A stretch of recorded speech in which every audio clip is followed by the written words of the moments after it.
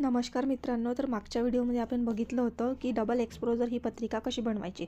तर या व्हिडिओमध्ये तुम्हाला हा फोटो दिसत असेल तर हा फोटो कसा बनवायचा कॅनवामध्ये, कॅनवा प्रोमध्ये, आणि तुम्हाला कॅनवा प्रो नसेल तर फ्रीमध्ये कसा बनवायचा हे पण मी सांगणार आहे आजच्या व्हिडिओमध्ये।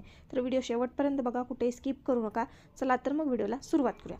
तर बघा, आता मी इथे हा फोटो या पेजवर घेतलेला आहे, तुम्हाला दिसत असेल।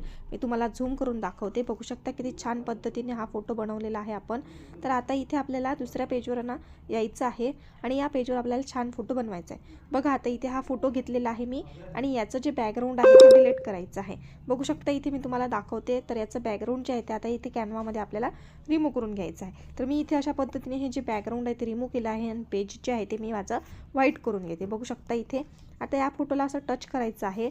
खाली बघा, तुम्हाला इथे वेगवेगळ्या प्रकारचे ऑप्शन दिसेल, त्यामध्ये ॲपमध्ये यायचं आहे। ॲपमध्ये आल्यानंतर इथे आपल्याला सर्च करायचं आहे फ्रेम स्पार्कल म्हणून।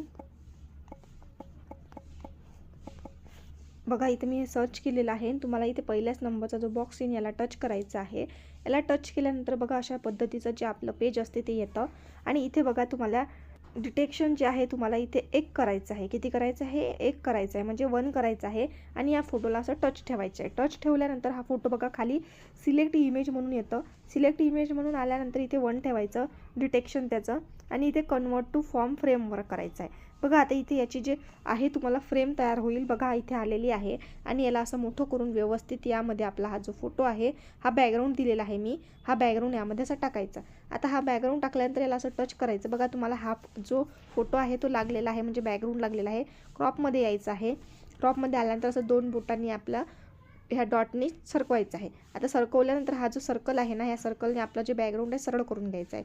बघू शकता अशा पद्धतीने, आणि इथे डन करायचं आहे। आता हे व्यवस्थित लागल्यानंतर तुम्हाला काय करायचं आहे, हा थोडा बॅकग्राऊंड असा खाली कट झालेला आहे, मग हा फोटो असा वाढवून व्यवस्थित असा लावून घ्यायचा आहे। आणि हा फोटो लावल्यानंतर तुम्हाला हा फोटो काय करायचा आहे, इथे यावर असा व्यवस्थित लावायचा आहे। आता बघा, इथे मी लावत आहे तर हा आतमध्ये जात आहे, तर त्यासाठी आपल्याला काय करायचं, इथे 3 डॉटवर टच करायचं। इथे लॉक ऑप्शन दिलेला आहे, लॉकवर टच करायचं आहे।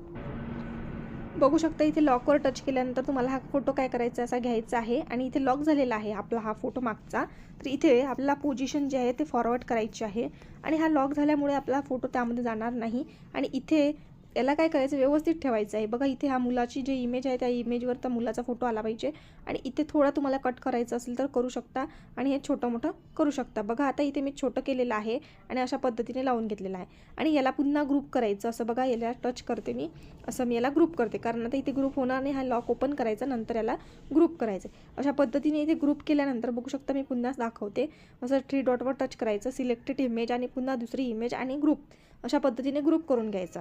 तर अशा पद्धतीने आपण हा फोटो बनवलेला आहे। बघू शकता किती सुंदर असा आपण कॅनवामध्ये फोटो बनवला आहे। कॅनवा प्रो असेल तर हा बनतो आणि कॅनवा फ्री वाल्यांसाठी पण सांगते। बघा, आता इथे आपल्याला क्रोम ओपन करायचं आहे। क्रोम ओपन केल्यानंतर इथे सर्च बॉक्समध्ये आपल्याला काय सर्च करायचं आहे, बीजी रिमूव्ह म्हणून सर्च करायचं आहे। बीजी रिमूव्ह सर्च केल्यानंतर पहिली वेबसाईट आहे ते ओपन करून घ्यायची आहे आणि अशा पद्धतीने आपली जी बीजी रिमूव्हची वेबसाईट आहे ते ओपन झालेली आहे।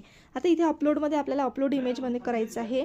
अपलोड इमेज केल्यानंतर आता जो आपला कोणता फोटो आहे तो आपल्याला काय करायचा आहे, बॅकग्राऊंड रिमूव्ह करायचा आहे। तर मी इथे हा फोटो घेते, आता याला टच करते आणि इथे डन करते।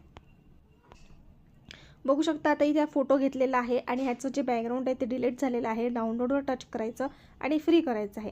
तर फ्रीमध्ये जे आपलं डाउनलोड झालेलं आहे, म्हणजे बॅकग्राऊंड जे आहे ते डिलीट झालेलं आहे, ओपनवर टच करायचं, आपला इथे फोटो अशा पद्धतीने दिसन। आता पुन्हा इथे आपल्याला बॅक यायचं आहे।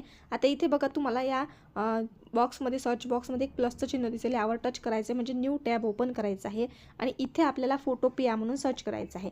बघू शकता इथे मी फोटो पेया म्हणून ओपन केलेलं आहे आणि तुम्हाला इथे छान पद्धतीने फ्रीमध्ये ते डबल एक्सपोजर कसं बनवायचं हे सांगणार आहे। इथे फाईलमध्ये यायचं, फाईलमध्ये आल्यानंतर न्यूमध्ये यायचं, न्यूमध्ये आल्यानंतर इथे बघा 1280 दिलेलं आहे ऑलरेडी। इथे दुसऱ्या साईडने हाईटमध्ये 1280 लिहायचं आहे, 1280 लिहायचं आहे आणि हे सर्व असंच राहू द्यायचं आहे। काहीच तुम्हाला सेटिंग वगैरे करायची नाही, फक्त क्रिएटवर टच करायचं आहे।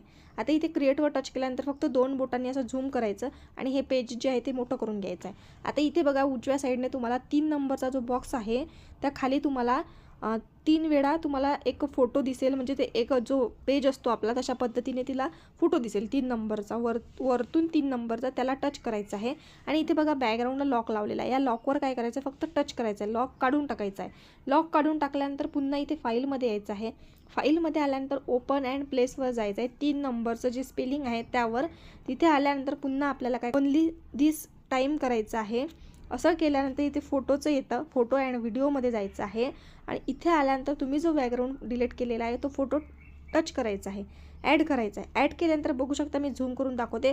अशा प्रकारचे तुम्हाला त्याला बॉक्स येईल छोटे छोटे. तर या बॉक्सनी काय करायचं आहे आपल्याला, मी झूम करून दाखवत आहे, तुम्हाला फोटो झूम नाही करायचा आहे.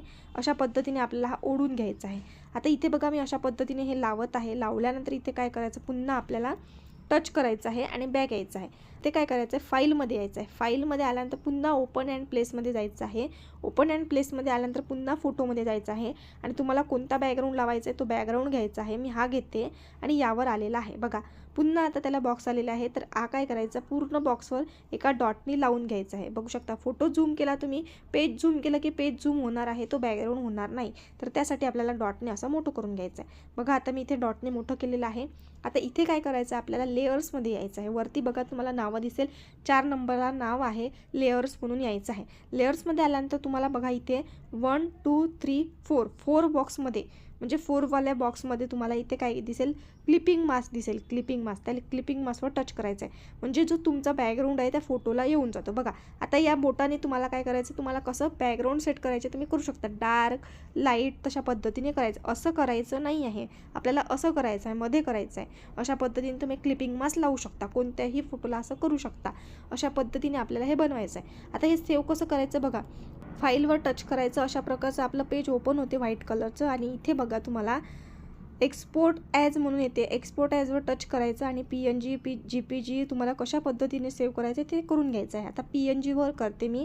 PNGवर केल्यानंतर बघा खाली तुम्हाला सेव्ह ऑप्शन येईल. सेव्ह ऑप्शनवर टच करायचं आणि डाउनलोड अगेनवर टच करायचं. आणि इथे बघा तुम्हाला फाईल डाउनलोड ओपन म्हणते, ओपनवर टच करा, म्हणजे तुमच्या गॅलरीमध्ये हा आलेला आहे. आणि इथे तुम्हाला त्याचं बॅकग्राऊंड जे आहे ते पुन्हा डिलीट करायचं आहे. पुन्हा तुम्हाला BG रिमूव्हमध्ये जायचं आहे आणि तिथून बॅकग्राऊंड डिलीट करून घ्यायचं आणि तो तुमच्या फोटोमध्ये किंवा पत्रिकेमध्ये छान पद्धतीने वापरायचं आहे. तर अशी ही डबल एक्सपोजर या फोटोची माहिती होती. तुम्हाला ही माहिती कशी वाटली मला नक्की कमेंट बॉक्समध्ये सांगा. असेच नवनवीन व्हिडिओ पाहण्यासाठी कल्याणी ग्राफिक्सच्या चॅनलला सबस्क्राईब करायला विसरू नका.